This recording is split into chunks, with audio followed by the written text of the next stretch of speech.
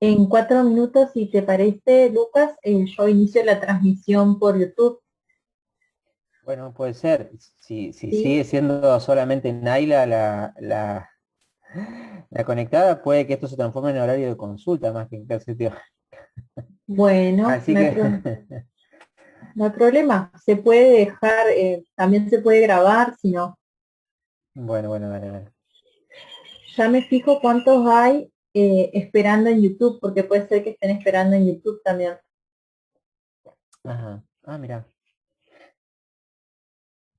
En YouTube hay 2 personas en espera. Bueno, ahora ingresaron algunos participantes más. Mira, es gente que, por ejemplo, no tiene Zoom, por eso se conecta a YouTube. Puede ser, sí. Pasa que si te Mira, conectas desde el teléfono te pide descargar sí o sí la aplicación. El tema es cuando no tenés espacio. claro, claro, te entiendo. Ah, mira vos qué data. No sabía eso. Ahí veo que hay una gente más, ¿no? O sea, Sí, sí, se buenos están días. sumando de a poco. Ujú.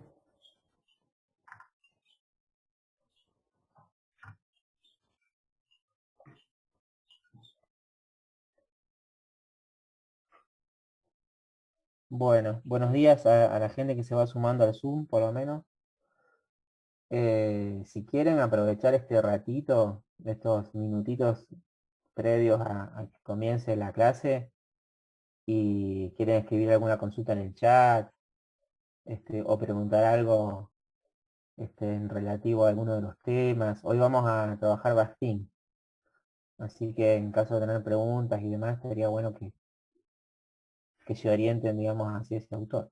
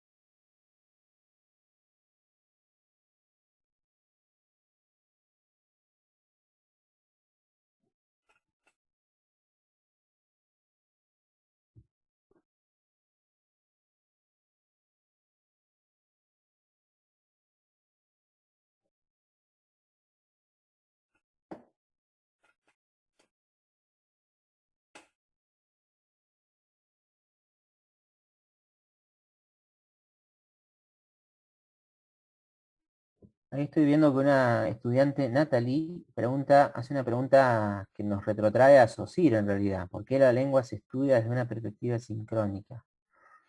Mm, Bien, Natalie.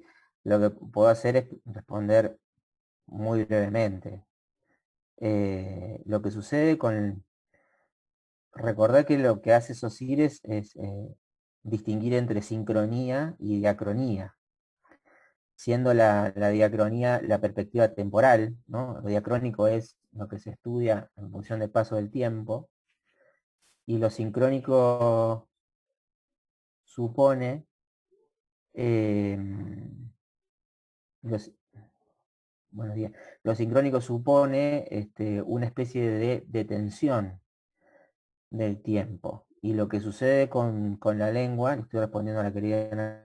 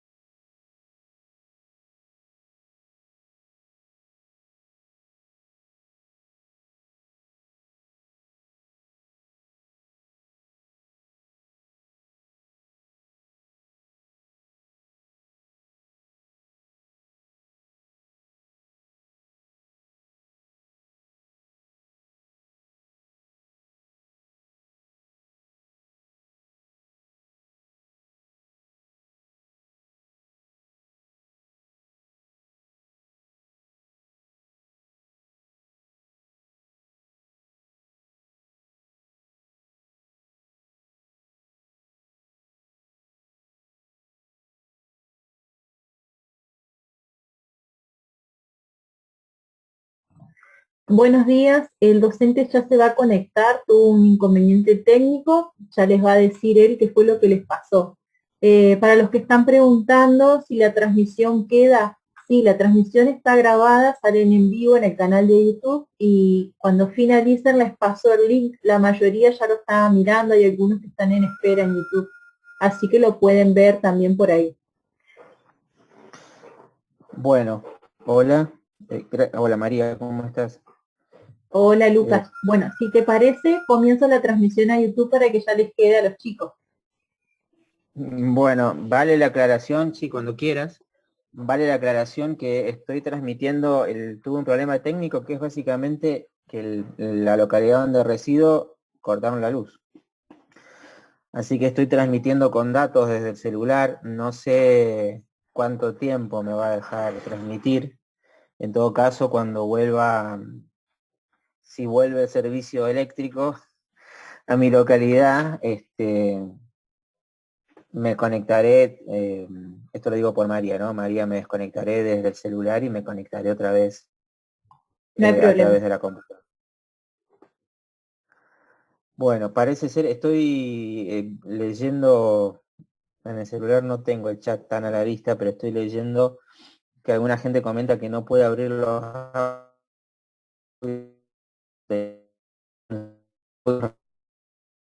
vamos a trabajar hoy en el teórico a Mijail Bastín, así que ya son varios los mensajes, digamos, que me han llegado de que no pueden abrirlos, así que seguramente voy a editarlos nuevamente, ¿sí? Para ver si podemos resolver ese problema, apenas termine el encuentro de hoy. Bueno, si les parece, a los compañeros alumnos, gracias por estar. A los estudiantes y a las estudiantes, gracias por participar, tanto acá como la gente que esté desde YouTube.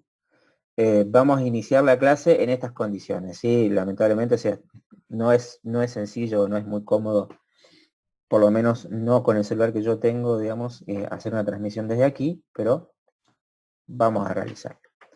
Bueno, gente, el día de hoy, sí, el teórico de hoy tiene que ver con el segundo autor que, digamos, se incluye en la unidad número 2 del programa de la materia, ¿sí? Que es Mijail Bakhtin, ¿sí? Mijail Bakhtin. Recuerdan ustedes que los últimos teóricos estuvieron a cargo de la profesora de Biaggi. La profesora de Biaggi desarrolló en dos clases el primer autor que conforma la unidad 2, que es Emil Van Benist, y de alguna manera Bakhtin completa, ¿sí? Este es el segundo autor que completa la unidad 2, que tiene por título acerca de las operaciones de producción de sentido, ¿sí?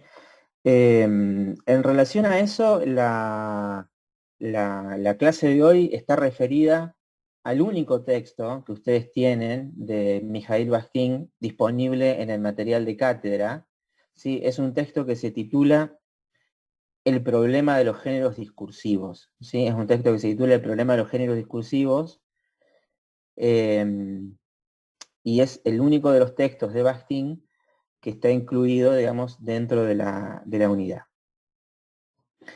Así que lo que voy a decir, y estaría buenísimo si lo tienen a mano, lo que voy a decir está referido o se refiere sobre todo a lo que Bakhtin plantea en ese texto, ¿sí? Por un lado, o sea, vamos a presentar al autor rápidamente. Lo que voy a hacer hoy, ahora, es tratar de dar un contexto para que ustedes tengan las herramientas suficientes o una serie de herramientas útiles a la hora de abordar el estudio, ¿no? De los textos y sobre todo de la categoría central que aparecería en la propuesta de Bakhtin, o por lo menos la categoría que nos interesa a nosotros, que es la categoría de género discursivo. Ahí estoy leyendo que alguna compañera dieron algo en los prácticos, buenísimo. En relación a Bakhtin, lo primero que decir es que de alguna manera, recuerden que a medida que vamos avanzando en las unidades, de alguna manera también estamos avanzando en el tiempo, digamos, ¿no? Y estamos recorriendo también temporalmente o diacrónicamente, para retomar algo que preguntaba una compañera hace un momento antes de iniciar la transmisión.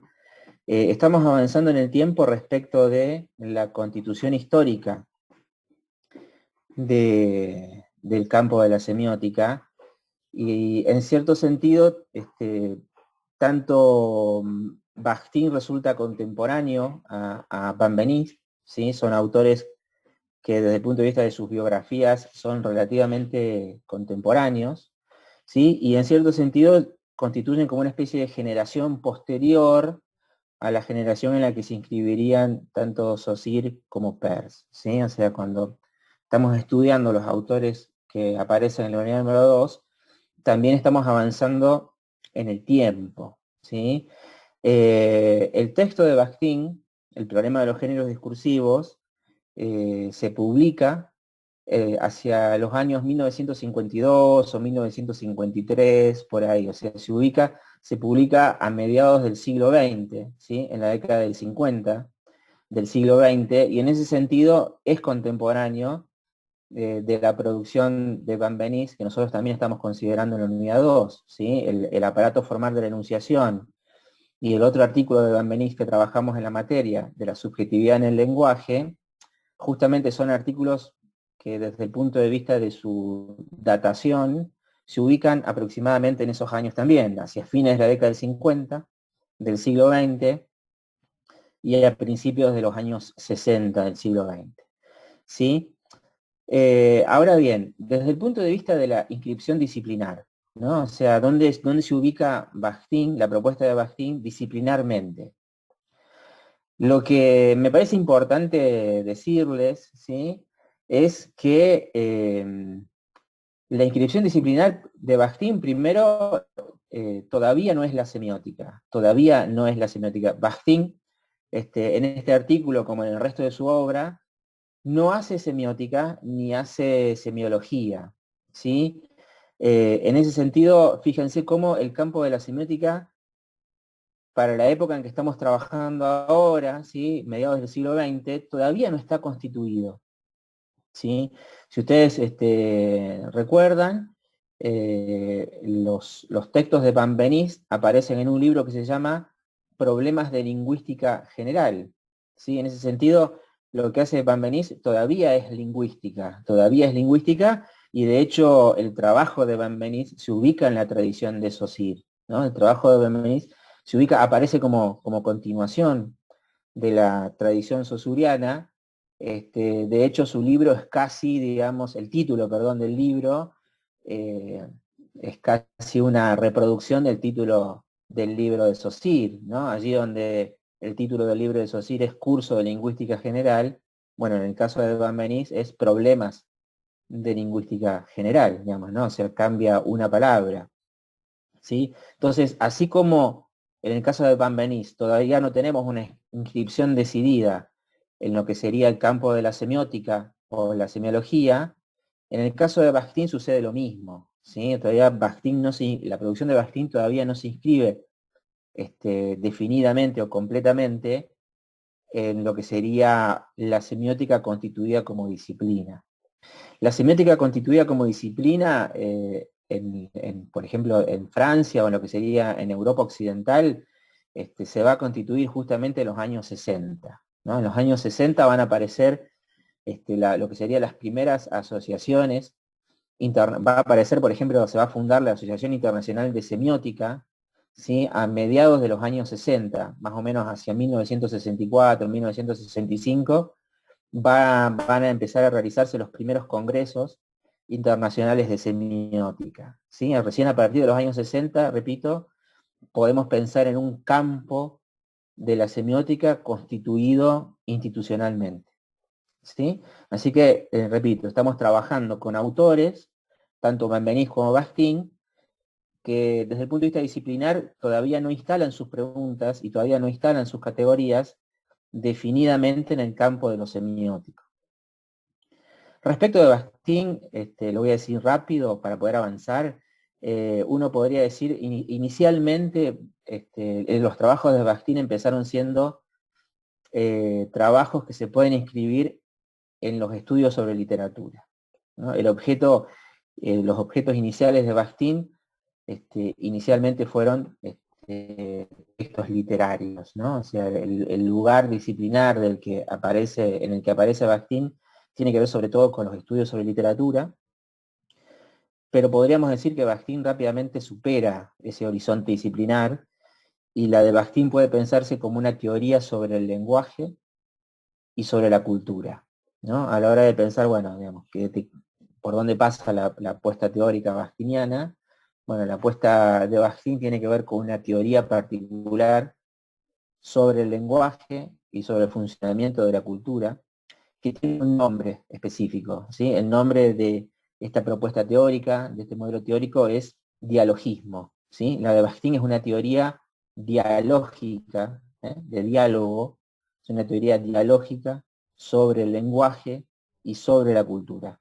Y es desde ese lugar donde va a construir los conceptos y los objetos teóricos que a nosotros nos van a interesar. Repito, sobre todo el concepto de género discursivo. ¿Sí? Ahora bien, si por un lado, desde el punto de vista histórico, por así decir, eh, tenemos que tener presente que tanto Benveniste como Bakhtin no inscriben centralmente su producción en lo que sería el campo de la semiótica, no tenemos que olvidar, no tienen que olvidar ustedes, compañeros, que al mismo tiempo que lo trabajamos históricamente a la constitución del campo disciplinar de la semiótica, vamos avanzando en el programa en función de la constitución de un modelo teórico, que es el modelo de Liceo Verón. ¿Se acuerdan cuando iniciábamos las clases teóricas? Yo les decía, o sea, hay una doble lógica en la conformación del programa. Por un lado, la idea de revisar la construcción histórica del campo de la semiótica, ¿sí? Y a medida que avanzamos en las unidades, vamos avanzando en el tiempo, y ya los autores que trabajamos en la unidad 3, por ejemplo,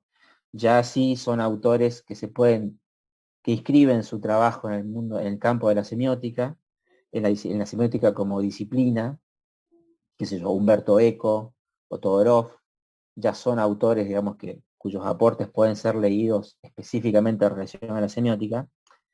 Les decía, si por un lado está esta lógica histórica muy instalada, o revisamos, digamos, trabajamos la disciplina históricamente, por otro lado, a medida que avanzamos en las unidades, vamos sentando las bases para comprender o para exponer un modelo semiótico particular, que es el modelo de Liceo Verón. ¿Sí? Presentación que se va a cerrar, que va a concluir cuando lleguemos a la unidad número 4. Y en ese sentido, la unidad número 2 se titula acerca de las operaciones de producción de sentido.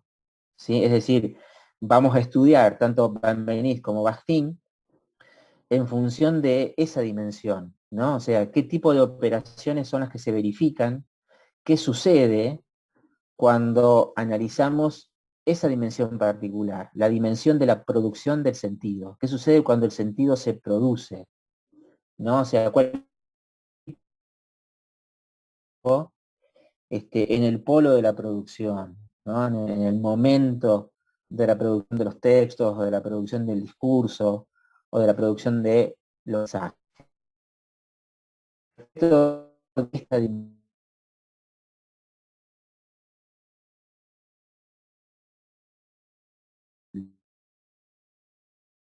denunciación, ¿no? Lo que sería el momento en el cual un hablante se apropia de la lengua para enunciar, que es lo que desarrolla Benveniste. Bueno, es una propuesta fundamental para pensar justamente eso, ¿no? O sea, la instancia o el conjunto de las operaciones de producción de sentido, ¿sí? Entonces, en ese sentido nos interesa Benveniste, por ejemplo, ¿no?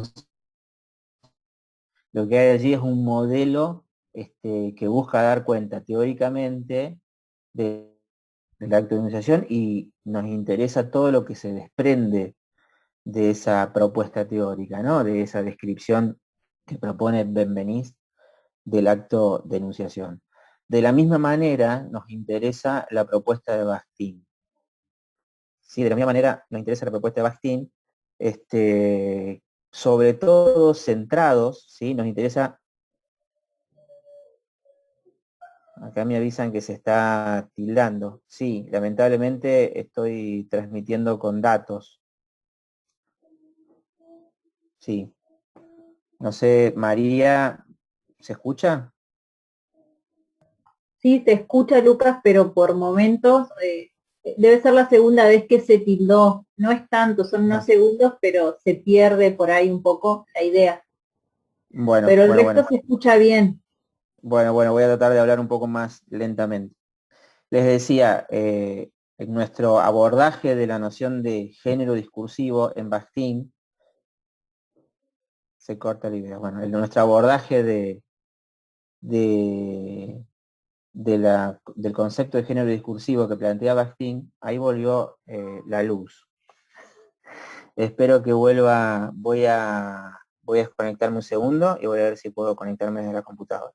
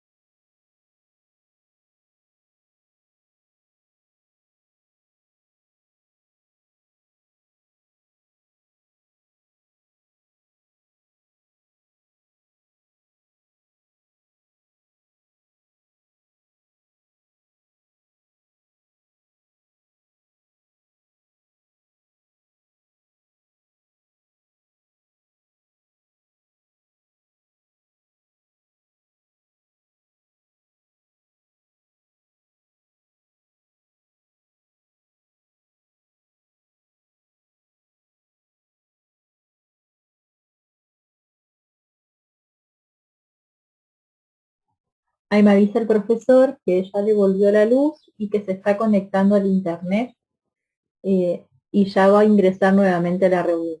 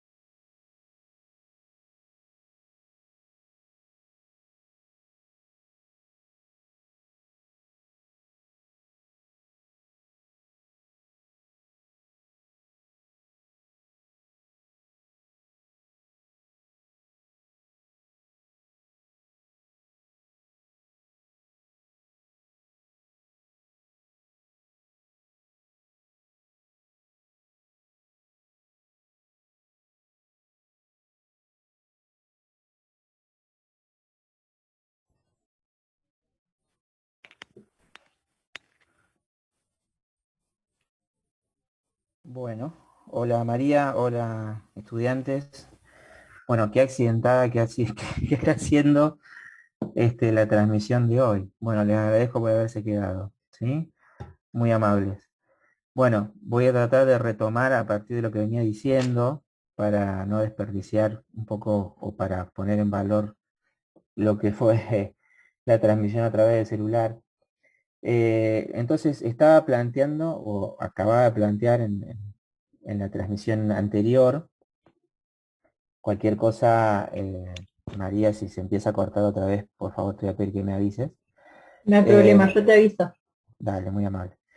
Les decía, ¿no? O sea, la idea de analizar Bakhtin tiene que ver con, o de incluir Bakhtin en el programa, tiene que ver con esta doble lógica, ¿sí? Esta lógica diacrónica, histórica, de progresiva o paulatina constitución del campo de la semiótica, y ahí había quedado establecido más o menos que Bakhtin viene desde otra inscripción disciplinar, ¿sí? Que inicialmente el pensamiento o el trabajo teórico de Bakhtin tuvo que ver sobre todo con la literatura, con los estudios sobre literatura, y luego esos estudios sobre literatura que plantea Bakhtin se van a terminar transformando en algo más amplio, en algo más grande, que es una especie de teoría de la cultura y teoría del lenguaje, teoría sobre el lenguaje, asentada en un concepto central, que es el concepto de dialogismo, en un concepto eje, que es la noción de dialogismo.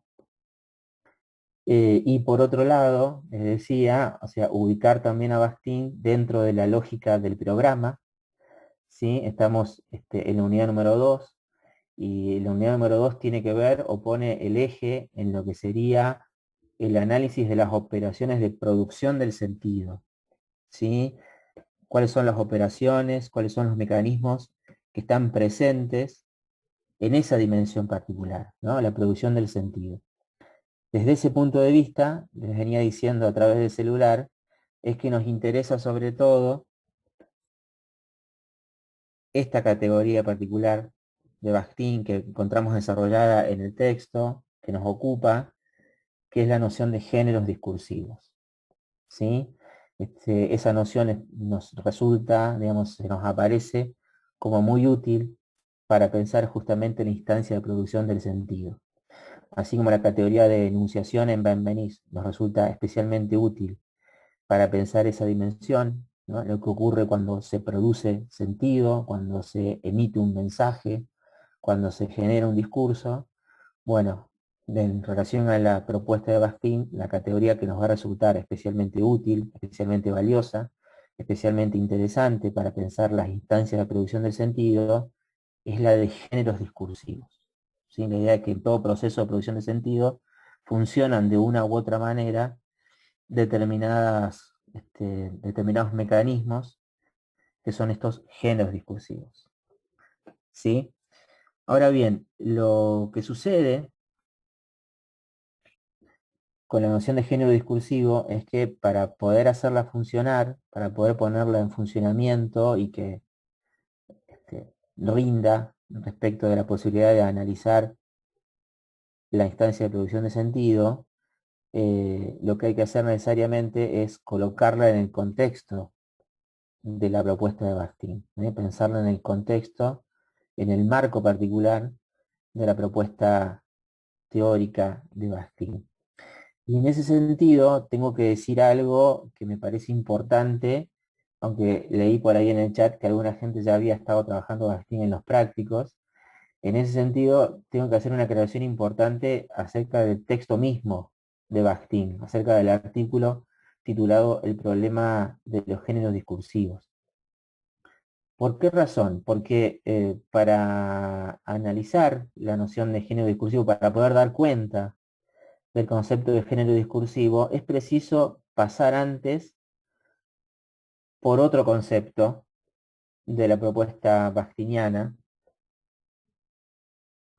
que es la noción de enunciado. Repito, para poder dar cuenta cabalmente de lo que son los géneros discursivos, ¿no? Para poder aprender esta noción que nos va a resultar especialmente útil a nosotros en el plano de lo que sería el análisis de las instancias de producción de sentido, para poder dar cuenta de la categoría de género discursivo, es fundamental pasar antes por otra noción, que es la noción de enunciado. ¿Sí? En ese sentido, ustedes cuando estudien, cuando están estudiando el artículo de Bakhtin, se van a encontrar justamente con esta particularidad, que si bien el artículo de Bakhtin se llama El problema de los géneros discursivos, las primeras páginas del artículo están dedicadas justamente a la categoría de género discursivo, pero cuando ustedes avanzan y llegan a la cuarta, quinta página, de repente que se van a encontrar con que se abre, con que se inicia un nuevo subtítulo, un parágrafo, que es el parágrafo 2 del artículo de Bakhtin, que lleva justamente por título el enunciado como unidad de la comunicación discursiva. ¿Sí?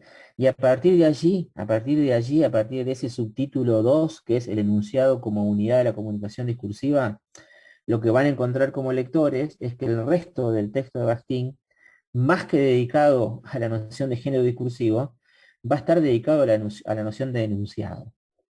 ¿Por qué razón? Porque desde el punto de vista de la construcción teórica, el concepto de enunciado es previo, es anterior al concepto de género discursivo.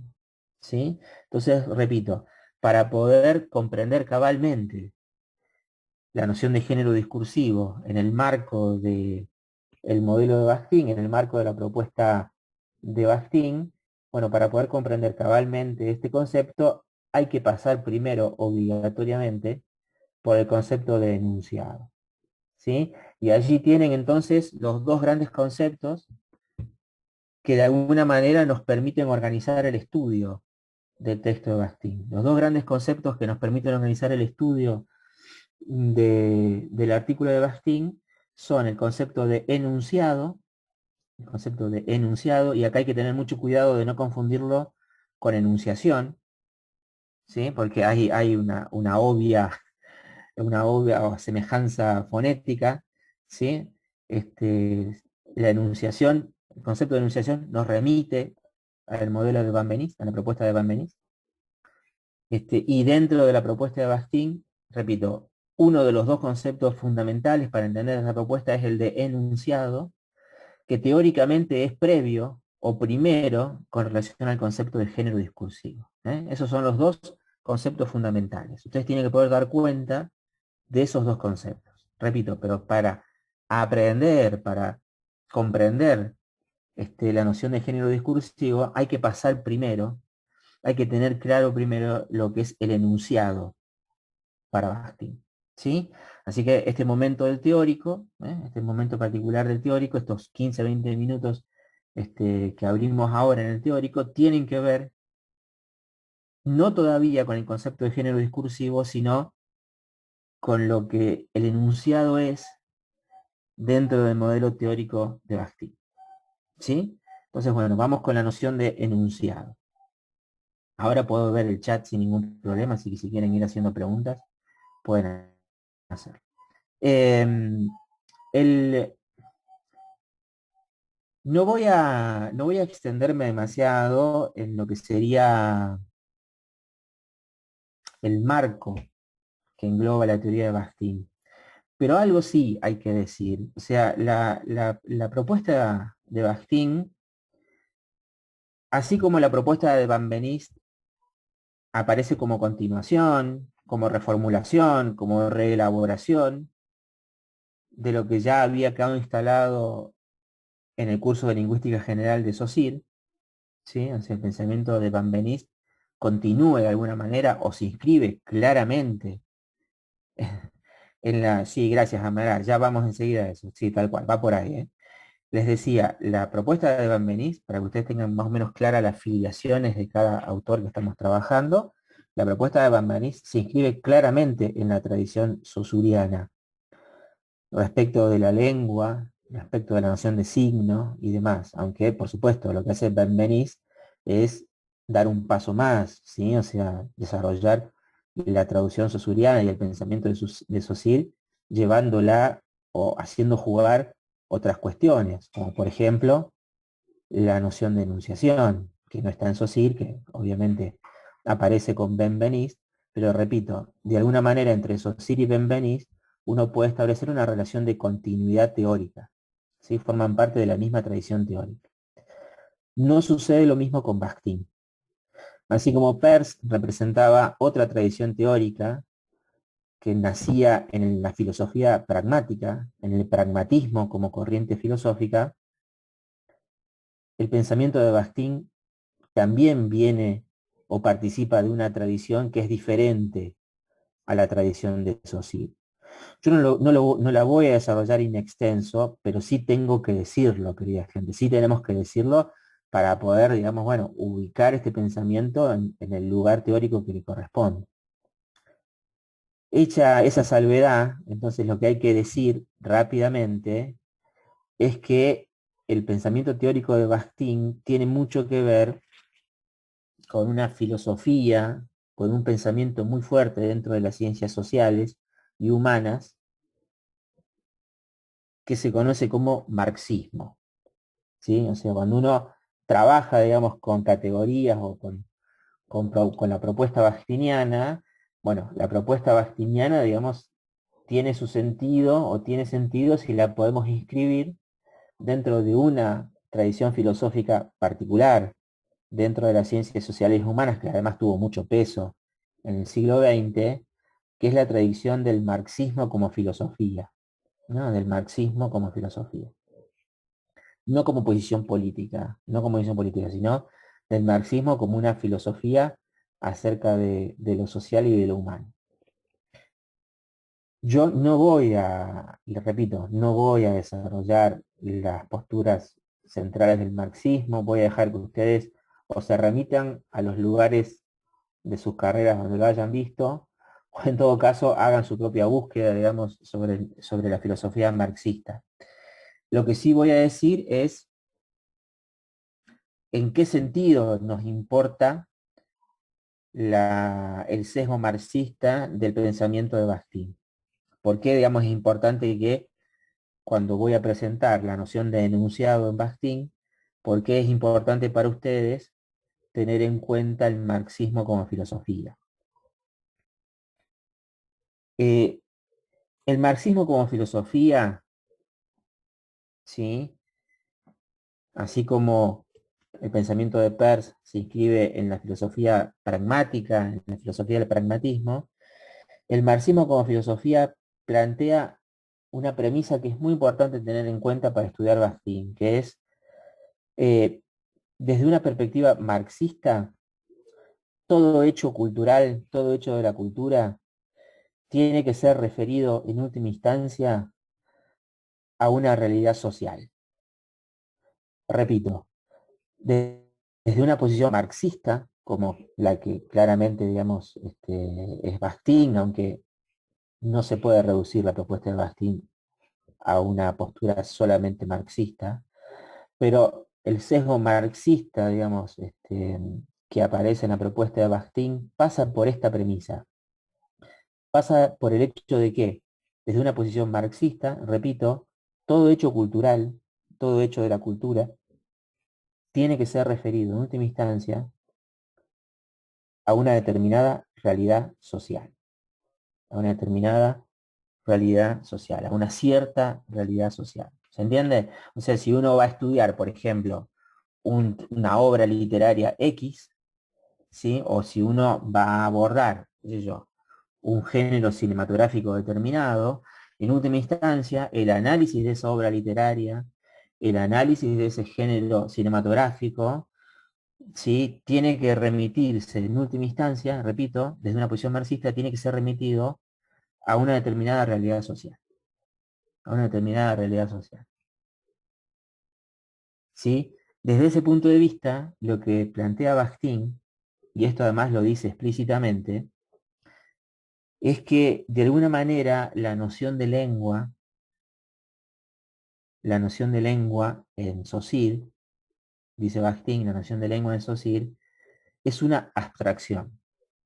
Bakhtin dice, o sea, la noción de lengua tal como la encontramos en Saussure, y repito, y esta posición la hace explícita en el artículo que ustedes tienen como referencia, ¿sí? O sea, cuando lean, o bueno, si ya lo han leído, cuando estén estudiando el texto de Bakhtin, se van a encontrar con eso, con una referencia explícita y crítica respecto de la posición de Saussure. ¿Por qué? ¿Qué va a decir Bakhtin? Bueno, repito, la noción de lengua saussuriana, va a decir Bakhtin, es una abstracción. Es el resultado de una abstracción. Respondiendo un poco a la pregunta que hacía la compañera acerca de por qué la lengua se estudia desde una perspectiva sincrónica. Bueno, porque el objeto lengua, el sistema de la lengua, tal como lo estudia Saussure, lo encontramos, lo verificamos, si detenemos el tiempo, ¿eh? Si hacemos abstracción de la historia, justamente. Entonces, eso es lo que dice Bakhtin. ¿Sí? La noción de lengua saussuriana es una abstracción teórica. Es una abstracción teórica. Y para Bakhtin, esa abstracción teórica, esa lengua, ¿sí? La lengua o el lenguaje, se realiza, se materializa, dice Bakhtin, en determinados procesos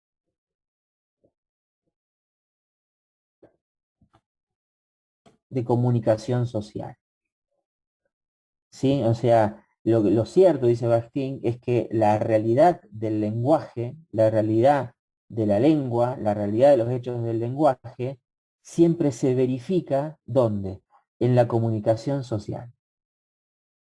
¿Sí? Cada vez que nos confrontamos materialmente, empíricamente, con hechos del lenguaje, ¿sí? Con la lengua, tal como la estudia Saussure, lo que hacemos es verificar que los hechos del lenguaje siempre participan de determinadas relaciones de comunicación, de determinados procesos de comunicación social.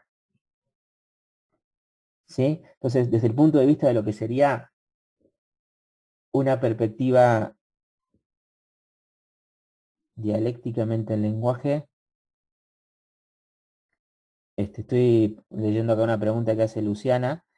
El concepto, Bonfil, el concepto de dialéctica tiene mucho que ver con una perspectiva marxista. No lo voy a tomar acá. No, la palabra, mira, requeriría un desarrollo un poco más extenso, pero allí donde Luciana escribió dialécticamente, la palabra que vamos a escribir nosotros es dialógicamente. Bakhtin considera el lenguaje dialógicamente, es decir, cada vez que hay lenguaje, ese lenguaje aparece, dice Bakhtin, en el interior de un proceso de comunicación social, es decir, en el interior de un diálogo. Por eso su propuesta es la del dialogismo, porque, repito, cada vez que nos confrontamos materialmente, empíricamente, con los hechos del lenguaje, resulta que el lenguaje aparece, se materializa en el contexto de un diálogo, en el contexto de un proceso de comunicación social, ¿sí? En el contexto de un diálogo donde lo que tenemos, dice Bakhtin, es como mínimo, porque en realidad son un poco más, pero como mínimo a dos sujetos, como mínimo a dos sujetos, involucrados en un intercambio de enunciados. ¿Sí? El lenguaje Socialmente se realiza como, se materializa como. Bueno, socialmente el lenguaje se realiza, se materializa como intercambio de enunciados. Se materializa como intercambio de enunciados. Eso es fundamental, más allá de la comprensión que puedan hacer ustedes del texto, es fundamental que lo entiendan para entender la perspectiva de Bakhtin. La perspectiva de Bakhtin es lo que él busca cernir, lo que él busca abordar de manera teórica es la realidad del lenguaje, cómo se realiza la lengua, cómo se realiza el lenguaje. Y lo que él encuentra es que el lenguaje se realiza, se materializa siempre como intercambio de enunciados, como intercambio de enunciados entre sujetos hablantes. Esa es la realidad del lenguaje, ¿no? O sea, el lenguaje se realiza siempre socialmente, ¿sí? Y esa realidad, ¿sí? Esa materialización del lenguaje siempre se hace bajo la forma de un intercambio de enunciados. Siempre se hace en el interior de un diálogo, ¿sí? Y es acá donde cobra relevancia, donde cobra mucha relevancia la noción de enunciado propia de Bakhtin, porque Bakhtin dice, dos hablantes de una lengua no se intercambian palabras. Dos hablantes que se comunican, ¿sí? En el interior de un diálogo, bueno, lo que tenemos en un diálogo no es un intercambio de palabras, o un intercambio de oraciones, o un intercambio de frases, que son las unidades que estudia justamente Saussure. Cuando Saussure habla del sistema de la lengua, habla justamente de los signos lingüísticos, las palabras, ¿sí? Y además de la frase, de los sintagmas, las famosas relaciones sintagmáticas. Bueno, Bakhtin dice, en los procesos reales de comunicación social, en los procesos reales de comunicación social, no se verifica un intercambio de palabras o un intercambio de oraciones. Ahí veo otra pregunta. ¿Por qué se dice que el enunciador y el enunciatorio del Benveniste son figuras discursivas y no empíricas, como lo son el hablante y el oyente de Saussure? Bueno, eso es una pregunta sobre Benveniste.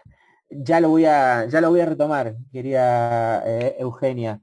Ya enseguida lo voy a retomar a tu consulta, pero repito esto. Lo que está diciendo Bakhtin es que en los procesos reales de comunicación social, los procesos empíricos de comunicación social, ¿sí? En los hechos del lenguaje, repito, los hablantes, ¿sí? Si vos querés, los hablantes empíricos, eso puedo decir, eso sí, los hablantes empíricos, los hablantes reales, ustedes, por ejemplo, yo y ustedes y yo, o las preguntas que están escribiendo en el chat, por ejemplo, Bakhtin dice, este intercambio que hacemos como hablantes no es un intercambio de palabras, ni es un intercambio de frases, sino que lo que hacemos es intercambiamos enunciados.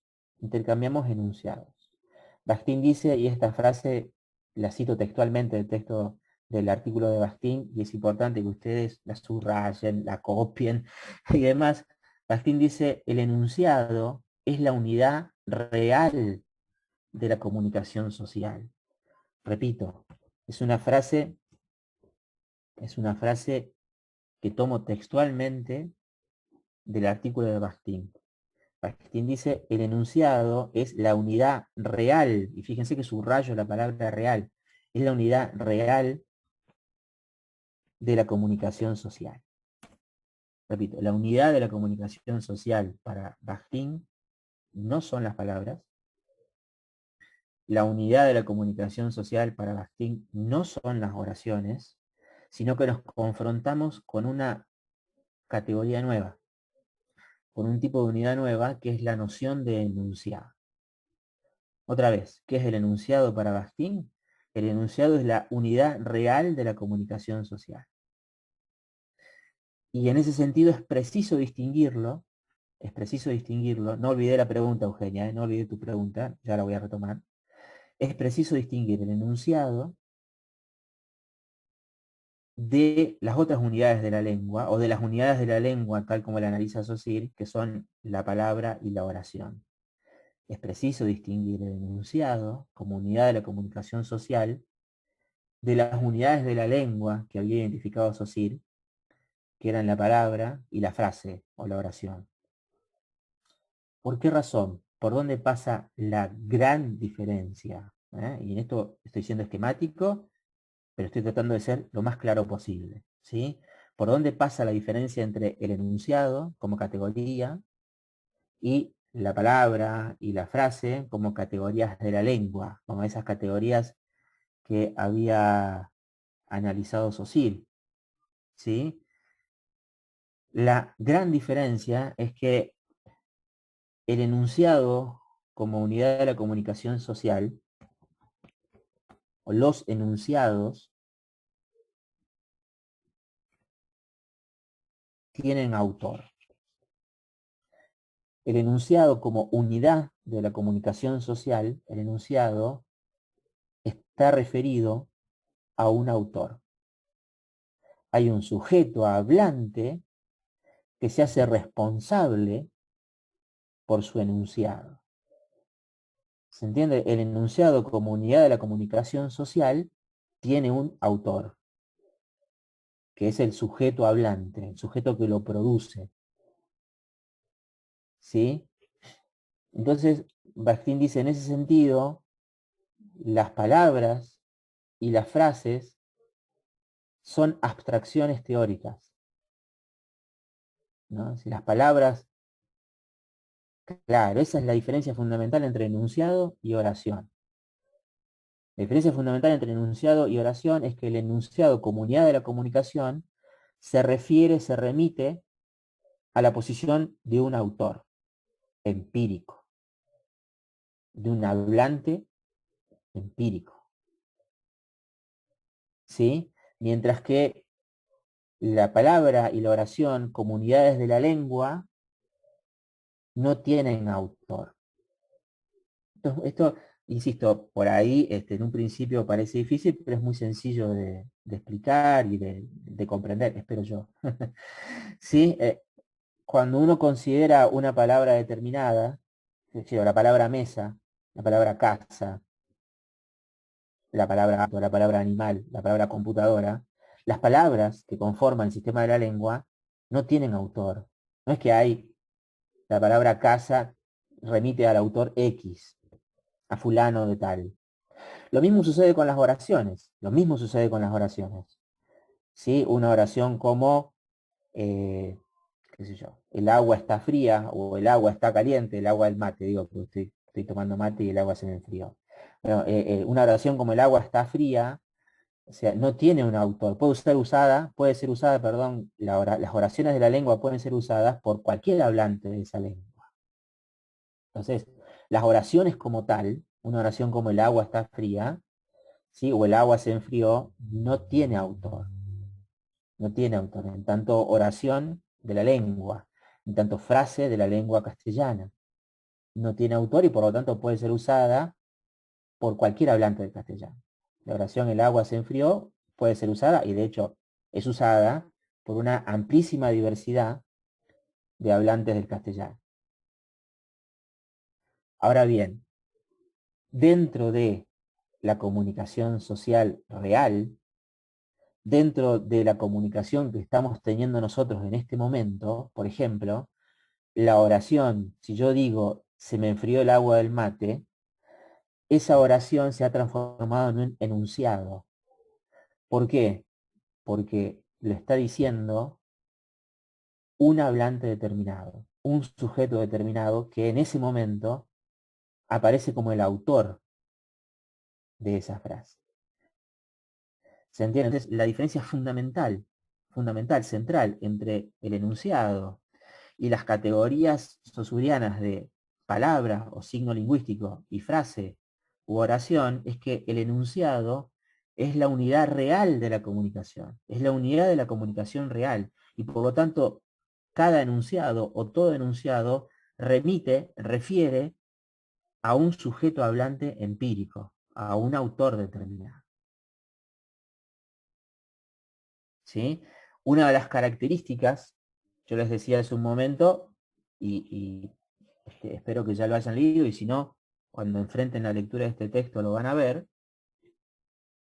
La noción de género discursivo abarca las primeras páginas del texto de Bakhtin. Las primeras páginas del texto de Bakhtin. Luego, a partir de la cuarta, quinta página, Bakhtin, repítalo, profe, por favor. Bueno, no sé bien qué es lo que desea Aymara que yo repita, digamos, pero vengo repitiendo la misma idea hace un rato, digamos, las primeras, la diferencia. Bueno, la escribí recién.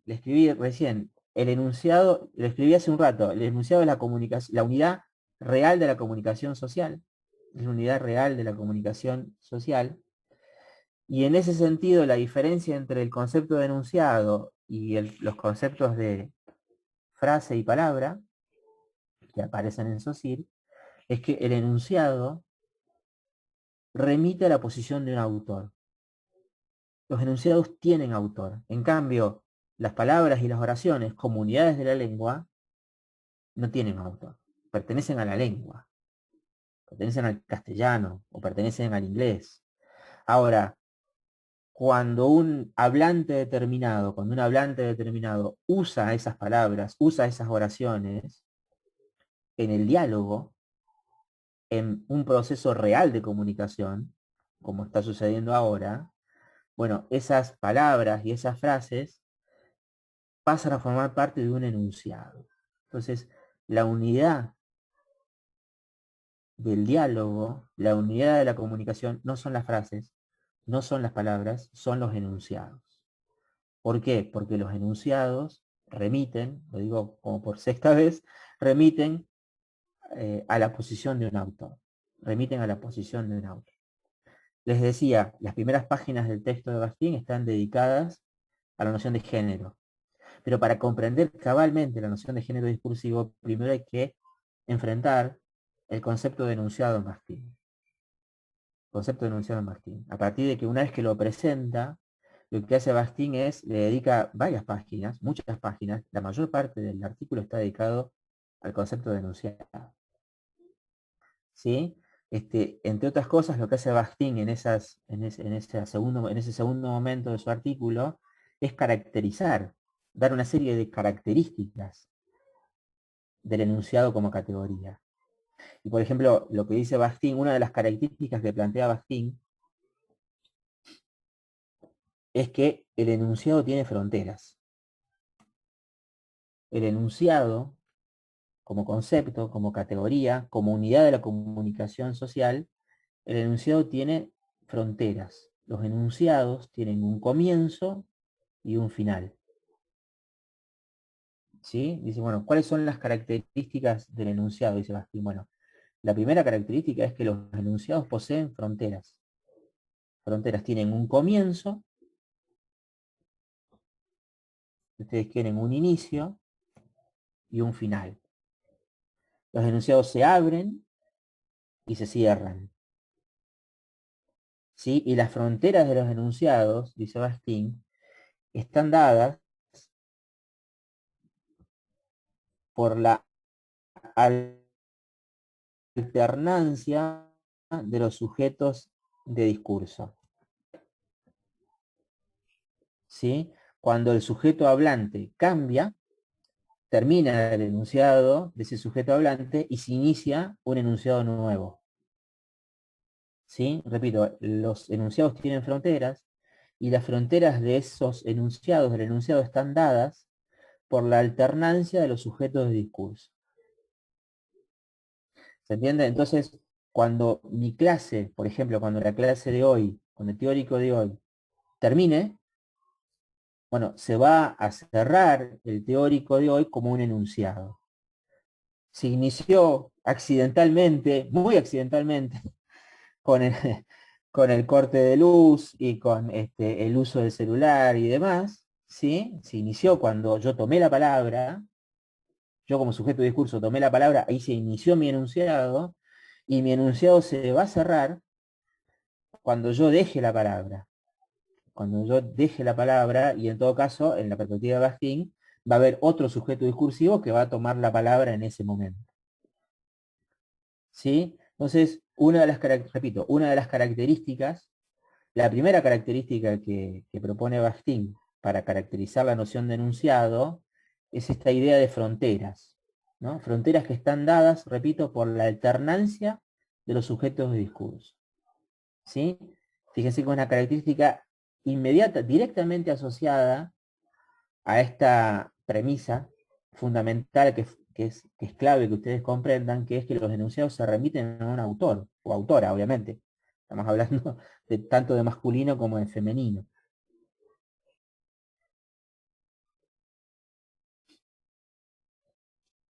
Bien. Ahí Guillermina escribe, la unidad de frontera es lo que limita el enunciado, es lo que marca el principio y el final, y la unidad de conclusividad se genera el cambio de sujeto que llega, bueno, está un poquito confusa tu pregunta, entonces, primera característica, insisto, fíjense que en ese segundo momento del artículo, pues ya te contesto, querida Guillermina, esta, esta segunda mitad, digamos, este segundo momento del artículo de Bakhtin, está centrada sobre todo en la noción de enunciado y sobre todo en la posibilidad de caracterizar el enunciado. Ahora, las características que va a dar Bakhtin del enunciado se relacionan primariamente con esta idea clave, ¿no? Los enunciados refieren a la posición de un sujeto. Los enunciados remiten a la posición de un autor empírico, del sujeto que toma la palabra. ¿Sí? Y por lo tanto, las fronteras del enunciado están dadas por el cambio de sujeto discursivo. Las fronteras del enunciado están dadas por el cambio de los sujetos de discurso. Luego hay otra característica, ¿sí? Que tiene que ver, hay otra característica que tiene que ver con lo que pregunta Guillermina y lo que vuelve a preguntar Aymara, que es, dice Bakhtin, en ese sentido, en tanto remiten a la posición de un sujeto de discurso, de un autor, la segunda característica que pregunta Aymara es la de conclusividad. Dice Bakhtin, los enunciados son conclusos, que es un poco lo que está preguntando Guillermina y Aymara. ¿En qué sentido los enunciados son conclusos? Dice Bakhtin. En el sentido de que los enunciados constituyen, estoy usando términos de Bakhtin, por supuesto, ya los explico, un enunciado constituye o funciona como una totalidad de sentido. En ese sentido, dice Bakhtin, los enunciados son conclusivos, ¿no? O sea, la segunda característica de un enunciado, la primera es esta idea de las fronteras. La segunda característica del enunciado como categoría es la conclusividad. Es la conclusividad. ¿En qué sentido, digamos? O sea, ¿cómo hay que entender esta idea de que el enunciado transmite una totalidad de sentido? Dice Bakhtin, los enunciados son conclusos en tanto expresan la posición de un hablante. Repito, los enunciados son conclusos, funcionan como totalidad de sentido, en tanto el enunciado expresa, voy a usar la palabra que usa Bakhtin, la posición semántico-valorativa, dice Bakhtin, la posición semántico-valorativa del hablante acerca del objeto de su enunciado. Dice Bakhtin, los enunciados en la comunicación real, estamos hablando de la comunicación real, cuando ustedes piensen esto, piensen en la comunicación real. Los enunciados en la comunicación real se refieren o versan siempre sobre un objeto X. Supónganse, no sé, las elecciones de noviembre. De repente nos ponemos a hablar de lo que puede llegar a pasar en las elecciones de noviembre, ¿sí? Entonces dice Bakhtin, bueno, los enunciados en la comunicación real versan, ¿sí? Versan, tiene que ver con lo conclusivo, querida Candela. Los enunciados de la comunicación real versan sobre un objeto. Versan sobre un objeto. Y lo que hace el enunciado es expresar la posición semántico-valorativa del hablante sobre el objeto de su enunciado. Si vamos a hablar de las elecciones de noviembre, por ejemplo, lo que yo diga como enunciado, bueno, mi enunciado, ¿qué va a expresar? Va a expresar mi posición como autor. Respecto de ese objeto de discurso, el enunciado va a expresar mi posición como hablante, mi posición semántico-valorativa. Acá podríamos usar la palabra ideológica, porque un poco lo que está en juego es eso, digamos, sería mi posición ideológica respecto de el objeto de mi enunciado. Lo que pasa es que la palabra ideología es una palabra que Bakhtin no usa, ¿sí? Entonces, bueno, sería usar una palabra que no aparece en el discurso de Bakhtin tan fuertemente. Pero bueno, Bakhtin habla de eso, de una posición semántico-valorativa, de la expresión de un sentido y de una valoración, ¿sí? Entonces, en ese sentido, los enunciados funcionan conclusivamente, en el sentido de que expresan una posición, la posición del hablante, del sujeto de discurso, una posición semántico-valorativa respecto del objeto de ese enunciado. Y algo que dice Bakhtin muy, muy atinadamente es, esa posición, el enunciado la expresa, aunque en la práctica, en los hechos, ese enunciado se vea interrumpido. ¿Sí? Imagínense de repente que yo estoy hablando y estoy diciendo, qué sé yo creo que lo que deberíamos hacer es esto, o yo creo que deberíamos votar a fulano o a mengano, y de repente el que está hablando conmigo, de repente el que está, el sujeto, digamos, que está dialogando conmigo, porque recuerden que todo enunciado surge en el contexto de un diálogo, ¿no? De repente que está dialogando conmigo me interrumpe y no me deja seguir hablando. No, no, no, vos estás muy equivocado, porque lo que en realidad pasa, de repente me interrumpió. Bueno, Bakhtin dice, aunque el enunciado en los hechos se vea interrumpido, ¿sí? Se vea fragmentado, a pesar de ser un enunciado fragmentario, ese fragmento como tal ya expresa, ya alcanza para expresar la posición del hablante. ¿Se entiende? O sea, aunque en los hechos, en lo empírico, el enunciado se vea recortado, interrumpido, fragmentado, a pesar de eso, dice, ese fragmento, ese recorte, esa parte de un enunciado que de repente quedó inconcluso empíricamente, de todas maneras, ese fragmento ya alcanza para expresar la posición del hablante. Y en ese sentido, aunque sea un fragmento, ya funciona como totalidad de sentido. A tal punto ya funciona como totalidad de sentido. Imagínense ustedes una discusión, ¿no? O sea, no. Si ustedes quieren también podría ser un diálogo donde están de acuerdo los interlocutores, pero imagínense una discusión acalorada donde los interlocutores no están de acuerdo. O sea, un debate, ¿sí? Bueno, dice, a pesar de que de repente el enunciado, la réplica de un hablante se vea interrumpida, ya funcionó como totalidad de sentido. A tal punto quedó clara la posición del hablante que su interlocutor no quiere que siga hablando. ¿Se entiende? A tal punto yo ya entendí lo que esta persona quería decirme, que lo interrumpo y no quiero que siga hablando porque yo ya me quedó clarísima la posición de esa persona. ¿Se entiende? Entonces, a eso se refiere Bakhtin con la idea de conclusividad. No con que los enunciados se concluyen, ¿no? Se terminan cuando el hablante dijo todo lo que tenía para decir. Eso sería una situación ideal. Eso sería una situación ideal. Si no, los enunciados son conclusivos en tanto, repito, en tanto expresan una posición semántica y valorativa del hablante respecto del objeto de su enunciado. En ese sentido son conclusivos.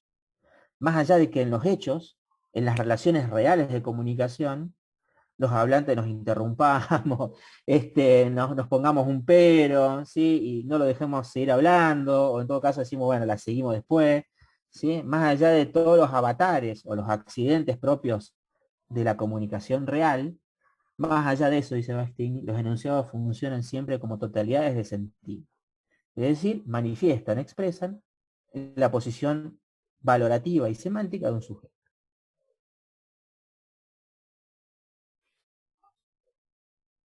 ¿Sí?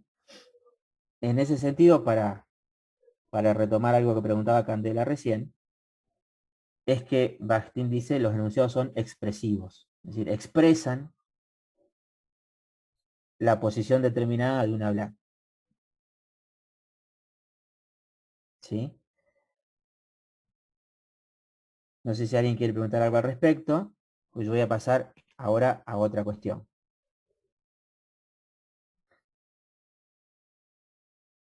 Por un lado, entonces, repito, la noción de enunciado como unidad real de la comunicación social y la necesidad que tenemos teóricamente de diferenciar el concepto de enunciado, sobre todo el concepto de signo, de palabra y de oración presente en Saussure.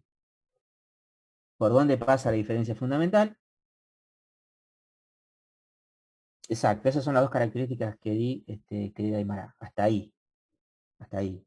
¿Sí? Y lo que acabo de decir hace un ratito es, en tanto expresan la posición de un hablante, en ese sentido los enunciados son expresivos.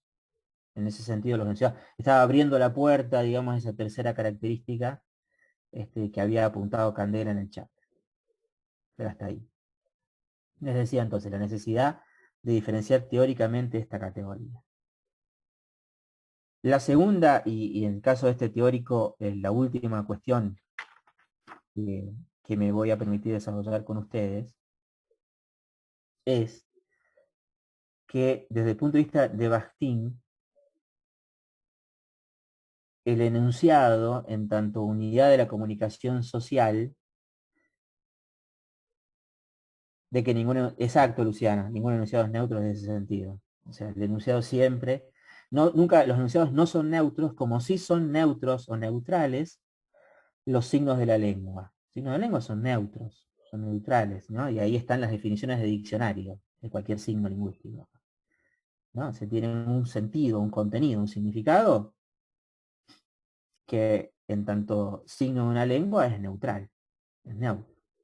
Ahora, lo que sucede es ningún enunciado es neutro. O sea, las palabras ingresan a los enunciados, las oraciones ingresan a los enunciados para expresar la posición de un sujeto. Y en ese sentido, ningún enunciado es neutro, porque expresa la posición de un autor, tal cual.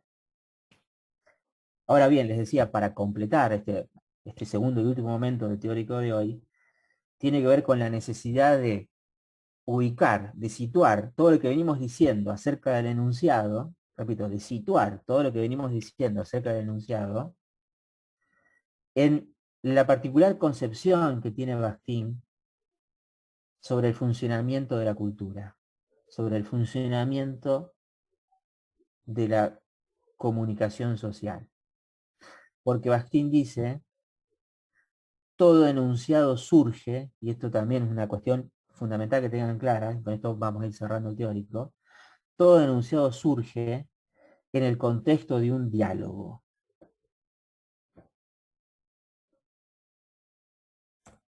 Repito, para Bakhtin, todo enunciado surge en el contexto de un diálogo, que es la forma fundamental de la comunicación social. Para Bakhtin, la forma de la comunicación social es el diálogo.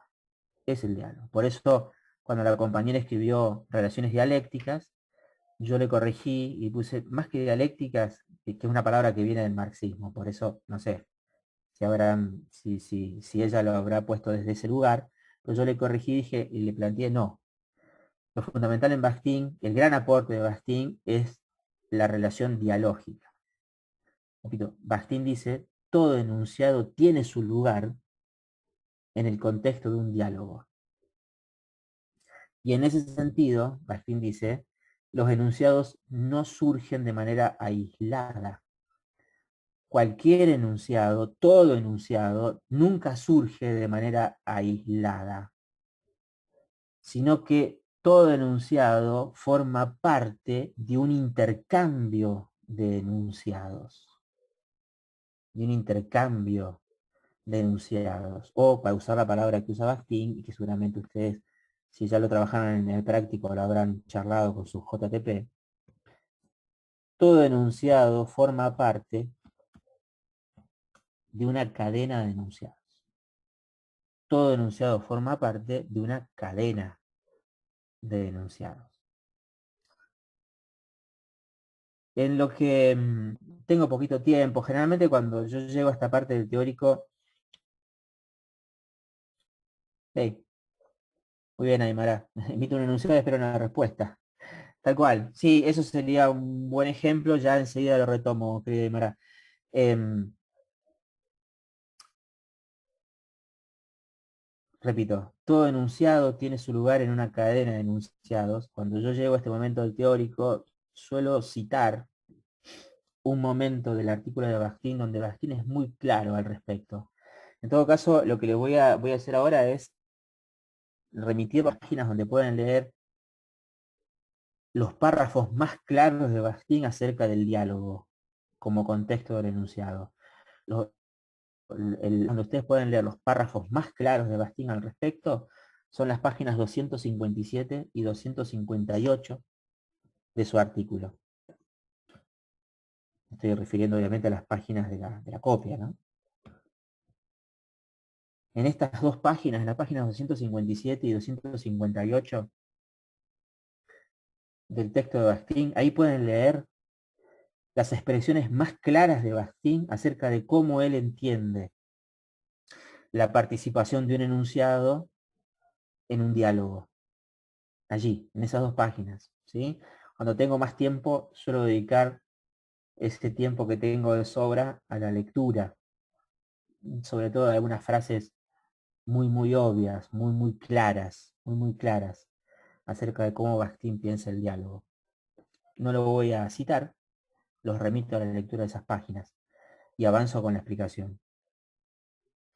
Lo que está diciendo Bakhtin es muy importante que ustedes entiendan esto. Él dice, lo que él se propone analizar es el funcionamiento real de la comunicación. Dice,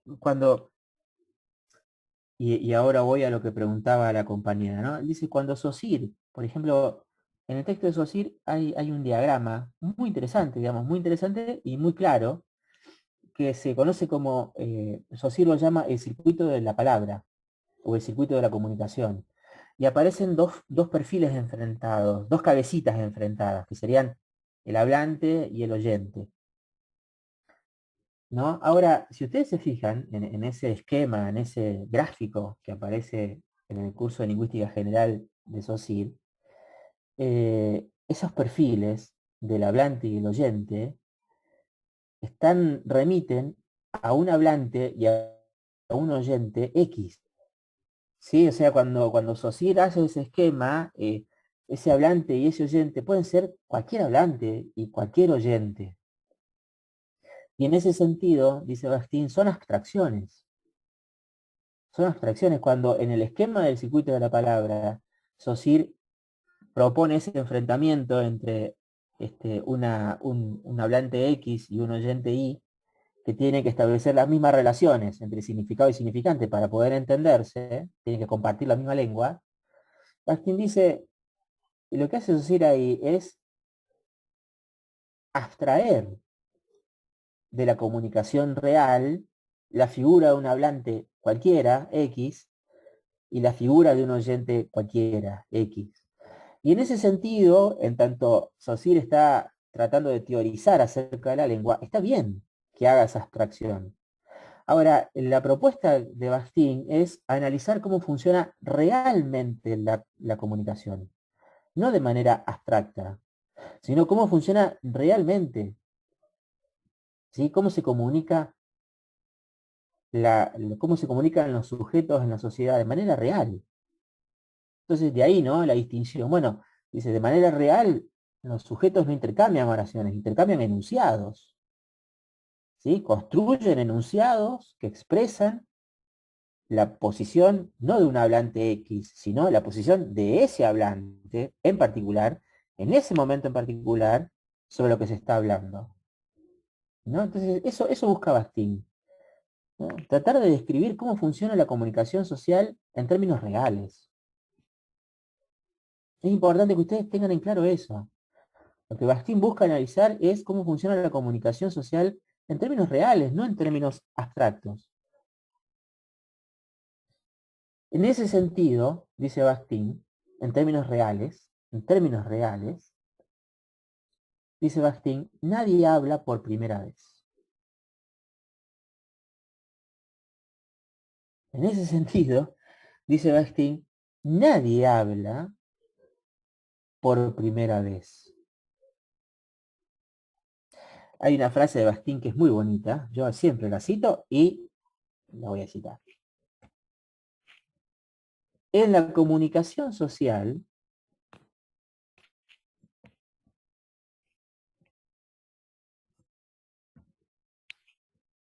nadie es Adán. No hay un primer hablante en los procesos reales de comunicación social, sino que cada enunciado que se genera como respuesta a enunciados anteriores. Repito porque esto es clave. Cada enunciado que se genera como respuesta a enunciados anteriores. Y esto pasa siempre. Siempre, en todo proceso real de comunicación, cada enunciado que se produce como respuesta a un enunciado anterior. Siempre. En ese sentido, aparece esta característica que una compañera, creo que Guillermina, había escrito en el chat, y yo pasé de largo cuando ella escribió esta característica, porque este es el momento, ahora es el momento de darla. En ese sentido, Bakhtin dice los enunciados son responsivos. ¿Qué quiere decir que son responsivos? Que son respuestas a enunciados previos. Que son respuestas a enunciados previos. Y en ese sentido, repito, todo enunciado es que ningún diálogo se inicia de la nada, querido Manuel. Ningún diálogo se inicia de la nada porque cada vez que uno inicia un diálogo, en realidad lo hace en función de cosas que ya se dijeron. Lo hace en función de cosas que ya se dijeron. Y buscando remitir al interlocutor a cosas que el interlocutor ya conoce. ¿Sí? Por ejemplo, no quiero ser tan autorreferencial, pero la clase de ahora. La clase de ahora, yo inicié la clase. Me decís, bueno, el profe inició la clase de la nada. Y no, en realidad mi clase aparece como respuesta, como una respuesta particular, por ejemplo, a la clase al teórico que dio mi colega. ¿No? O sea, yo sitúo mi clase sobre Bakhtin después de la clase que dio Marilí de Biaggi sobre la propuesta de Benveniste. Y aunque yo no lo diga, aunque yo no hubiera dicho, bueno, mi clase viene a completar lo que la profesora de Biaggi dio sobre el concepto de enunciación en Benveniste, aunque yo no lo hubiera dicho, de todas maneras, mi clase supone la clase de Biaggi. No tiene por qué ser explícito el diálogo, puede ser implícito, pero la supone. Y mi clase no solo supone la clase de Marilí, la clase mía supone lo que dijo Bakhtin y lo que escribió Bakhtin hace más de 50 años. ¿No? O sea, si Bakhtin no hubiera escrito el texto que escribió, yo no podría estar dando esta clase. ¿Entiendes? O sea, todo, y por supuesto, Bakhtin escribió este texto, y fíjense que yo les comentaba, pero en el texto de Bakhtin, Bakhtin discute con Saussure, ¿no? Otro diálogo de larga duración. Bakhtin discute con lo que Saussure dijo o había dicho a principios del siglo XX.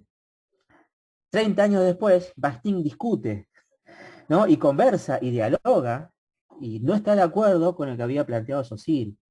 Esos son, dice Bakhtin, diálogos de larga duración. Pero en los diálogos de corta duración, los diálogos reales, o los diálogos cotidianos, sucede lo mismo. Te encontrás con un amigo o inicias una conversación telefónica o lo que fuere, y siempre esa conversación, por más que inicia, hay un momento cero de la conversación y decís, hola, ¿cómo te va? pero inmediatamente te remitís a enunciados previos. ¿Te acordás que habíamos quedado en encontrarnos? O empezás a hablar, ¿sí? En lo que hablás, Ida, remitís lo que decís a cosas que ya se dijeron. ¿Viste lo que dijo fulano anoche? ¿No? O sea, una réplica característica de cualquier diálogo casual, ¿no? Entonces, eso es lo que descubre Bakhtin, que más que emisores, en principio somos receptores. Y como somos, en tanto hablantes, somos receptores, recibimos enunciados, producimos enunciados que son respuestas a los enunciados que recibimos. ¿Sí? Y en ese sentido el enunciado es responsivo. El que habla se sitúa en primer lugar en el polo de la respuesta. Y hablamos o escribimos o enunciamos para responder a enunciados anteriores. Para responder a enunciados anteriores. Y al mismo tiempo que hablamos o enunciamos para responder lo que ya se dijo, porque nadie es Adán en la comunicación, nadie habla por primera vez, siempre se está respondiendo a algo que se dijo, a algo que otro ya dijo. Al mismo tiempo, los enunciados buscan producir una respuesta. No sé, me parece que alguien abrió el micrófono, no sé si quieren preguntar algo, ¿sí? Repito, al mismo tiempo que el enunciado surge como respuesta a enunciados anteriores, todo enunciado se dirige a producir nuevos enunciados. Todo enunciado se dirige a producir una respuesta. A producir una respuesta. Después de mi, o sea, por ejemplo, yo estoy dando esta clase, ¿para qué cosa? Para que ustedes cuando vayan a rendir, o cuando tengan que hacer el trabajo parcial, o cuando tengan que hacer el trabajo de promoción, o cuando, repito, o cuando se acerquen a la mesa de examen si son regulares, puedan dar respuestas certeras de manera tal de aprobar el examen. Ahora, las respuestas a un examen también son un enunciado. También son un enunciado. ¿Se entiende? O sea, son los enunciados posteriores, los enunciados que, del futuro, con los que mi clase está dialogando. Mi clase de hoy está dialogando, por supuesto que estoy dialogando con ustedes, querida gente, pero mi clase de hoy está dialogando con qué? Bueno, con su desempeño como estudiantes. ¿Y dónde se expresa su desempeño como estudiantes? Bueno, en los parciales, en los trabajos y eventualmente en el final que ustedes den para aprobar esta materia. Esos son los enunciados con los que está dialogando mi clase. Por eso esta cosa de espero que entiendan, a ver si se comprende, porque esto se continúa, este diálogo se continúa, por ejemplo, en un examen. Dice Luciana, ¿se puede decir que el enunciado responde en base a una necesidad situacional? Todo enunciado está situado, todo enunciado está situado, todo enunciado está situado. Ahora, los enunciados no necesariamente dialogan con los enunciados que comparten la misma situación. El texto de Bakhtin, el artículo de Bakhtin, nació en una situación muy diferente a esta. Ahora, mi clase dialoga con ese texto. Por eso digo, Bakhtin distingue entre diálogos de larga duración y los diálogos cotidianos, digamos, ¿no? La comunicación de todos los días, comunicación cotidiana. Entonces, lo que podría responder a la pregunta de Luciana es, hay situaciones de comunicación diferentes. Hay situaciones de comunicación diferentes.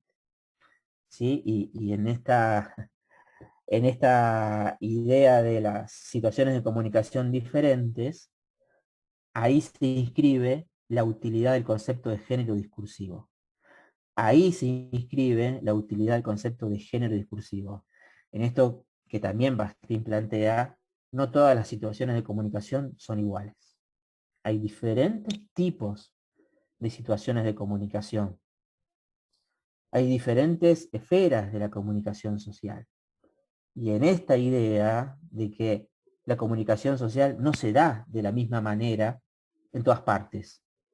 Una cosa es la comunicación que se da o que se puede dar en una clase como esta, y otra cosa es la comunicación que se puede dar en un grupo de amigos.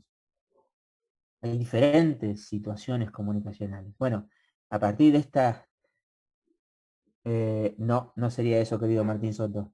No sería eso, lamentablemente no. Me encantaría decirte que sí, pero no. De todas maneras, repito, respondiendo a Martín y al resto, porque ya estamos cerrando la clase. Repito, acerca de esta idea de que hay diferentes situaciones de comunicación, ahí se vuelve útil, en este punto se vuelve útil la noción de género discursivo. En ese punto. Para cerrar, entonces, el enunciado, todo enunciado, cualquier enunciado, surge como respuesta a enunciados anteriores y se dirige a ser respondido por enunciados posteriores. Aunque, dice Bastiat, esa respuesta sea diferida. Aunque esa respuesta sea diferida, siempre cualquier enunciado finalmente es respondido por otro enunciado. La respuesta puede ser diferida. Mi clase expositiva sobre Bastiat como respuesta al texto de Bastiat es diferida. Y el examen que ustedes puedan llegar a dar o el trabajo de promoción que puedan llegar a realizar de acá a un mes o 2 o 3 meses es una respuesta diferida a esta clase. Pero son respuestas. Aunque la respuesta sea inmediata o la respuesta sea diferida, todo enunciado es respondido por enunciados posteriores.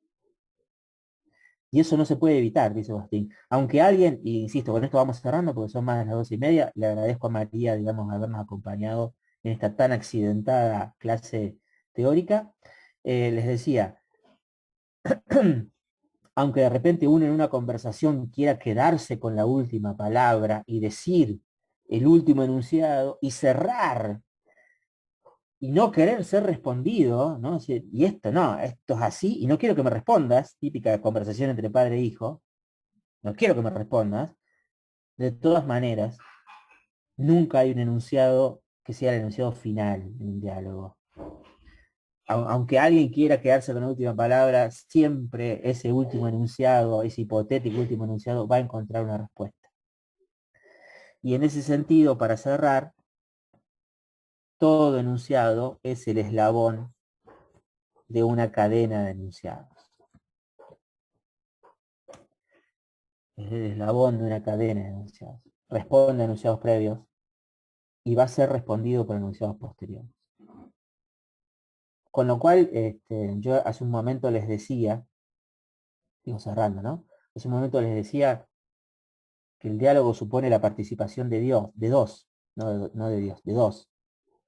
Pero en realidad la propuesta bastiniana nos lleva a pensar el diálogo como una relación necesariamente entre tres eslabones de la cadena. Bastín dice, en todo diálogo participan por lo menos tres enunciados, tres voces. ¿No? La voz que está hablando, en este caso sería el profe Verone, la voz que está desarrollando, que está produciendo el enunciado, las voces anteriores con las cuales yo establezco un diálogo, que son las voces de otros docentes, las voces de los autores que yo trabajo. Y por otro lado, el tercer participante de la conversación son las voces de mis estudiantes. No, pero acerca de todo diálogo es posible establecer esta cuestión. Por eso, fíjense que nunca hay cadenas de dos eslabones. Para tener una cadena necesitas por lo menos tres eslabones. Si no más, obviamente. ¿No? Para tener una cadena necesitas como mínimo tres. Y en ese sentido, la noción de diálogo de Bakhtin es distinta a la de Benveniste. Nos vemos, hasta luego, Aymara. Es distinta a la de Benveniste, es distinta. Benveniste sigue siendo un autor que piensa en términos sosurianos, que piensa por dicotomías. Entonces, para Benveniste está el locutor y el locutario, el enunciador y el enunciatario. Fíjense que eso es una dicotomía, en línea con el pensamiento de Saussure. En cambio, el pensamiento de Bakhtin es distinto. En ese sentido está más cerca de Peirce, ¿no? Porque la cadena de enunciados como mínimo supone tres elementos que entran en diálogo y no dos. Bueno, para la gente que se ha quedado, tengo que avisar lo siguiente. La semana que viene, la semana pasada no hubo teórico porque fue feriado en Paraná, el jueves pasado, con lo cual nos vimos obligados con la profesora de Biaggi a pensar un dispositivo diferente para la semana que viene. La semana que viene nos vamos a reencontrar el jueves. Obviamente yo los voy a invitar a ustedes como estudiantes a reencontrarnos el jueves a la misma hora, a partir de las 11. Espero que no se nos corte la luz el jueves que viene, para cerrar Bastín. Vamos a cerrar Bastín, vamos, obviamente, tenemos que hablar de los géneros discursivos. Vamos a... Qué lindo lo que decís, Luciana, pero ok, les decía, el jueves que viene vamos a cerrar Bastín, ¿sí? Porque nos queda hablar del género discursivo. Pero, así como nos vamos a encontrar el jueves a las 11 de la mañana, el viernes, o sea, al día siguiente, la profesora de Biaggi va a desarrollar tema nuevo. O sea que la semana que viene ustedes van a estar invitados a dos teóricos. Al teórico del jueves conmigo y al teórico del viernes con la profesora de Biaggi. Así que, bueno, queda hecho el aviso. Por supuesto, nos vamos a estar comunicando con la gente del área de informática, con María, con Mariana, para ver si tal cosa es posible.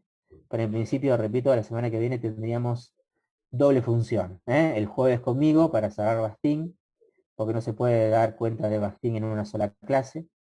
Y el viernes con la profesora de Biaggi para desarrollar tema nuevo.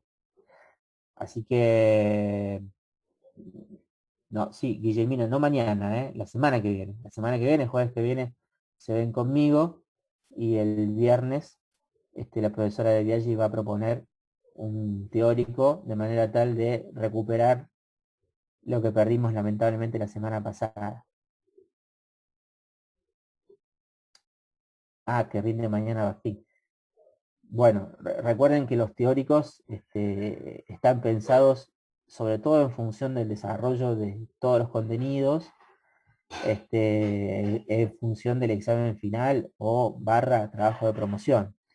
Y en relación a la pregunta de Guillermina, si bien tenemos que cerrar el teórico ahora, lo que voy a hacer es revisar, editar nuevamente los audios del tema 11 para que ustedes puedan acceder a eso, por lo menos desde el lugar de los teóricos, ¿no? Desde el aula de teóricos.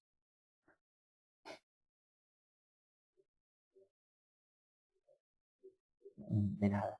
Bueno, María, muy amable, por acompañarme en esta tan accidentada clase.